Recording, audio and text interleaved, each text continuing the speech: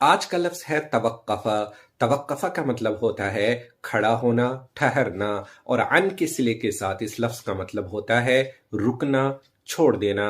مثالیں دیکھ لیجئے۔ توقفت السیارۃ عند الفندق، کہ گاڑی یا کار ہوٹل کے پاس رکی، یا کہیں توقفت الحیات، مطلب زندگی ٹھپ ہو گئی ہے، یا کہیں توقفت رسائلک منذ عام، 1 سال سے تمہارے خط آنے بند ہو گئے ہیں، یا کہیں توقف العقل عن التفکیر، کہ عقل نے سوچنا چھوڑ دیا ہے، یا کہیں توقفت المجلۃ عن الصدور، رسالہ بند ہو گیا ہے، یا کہیں توقفت الساعۃ عن العمل، کہ گھڑی نے کام کرنا بند کر دیا ہے۔ یہ لفظ اعلیٰ کے صلے کے ساتھ بھی استعمال ہوتا ہے، اور تب اس کا مطلب ہوتا ہے کسی چیز پر موقوف ہونا۔ مثلا کہیں توقف نجاحک علی السعی،